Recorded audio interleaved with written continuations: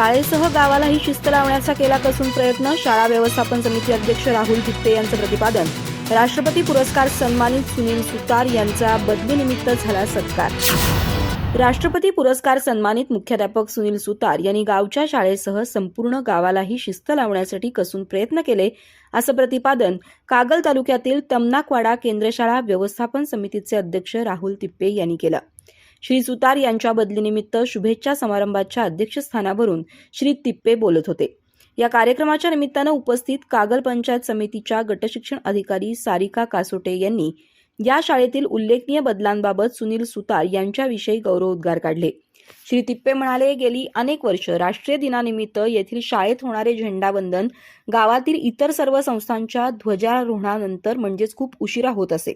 परंतु राष्ट्रीय पुरस्कार प्राप्त सुतार यांनी ग्रामपंचायतीमध्ये या विषयासंदर्भात बैठक घडवून आणून सर्वांना विश्वासात घेतलं आणि शासकीय ध्वजारोहणाचे महत्त्व पटवून दिलं. त्यामुळं गत स्वातंत्र्य दिनापासून हा कार्यक्रम सर्वप्रथम शाळेत होण्यास सुरुवात झाली. त्यांनी अनेक उल्लेखनीय उपक्रम राबवण्याबरोबरच अल्पावधीतच शाळेत कमालीची शिस्त निर्माण केली. त्यांचं योगदान आणखी काही दिवस लाभायला हवं होतं. श्री सुतार यांनी मनोगतामध्ये वर्षभरातील सहकार्याबद्दल सर्वांचेच आभार मानून कृतज्ञता व्यक्त केली.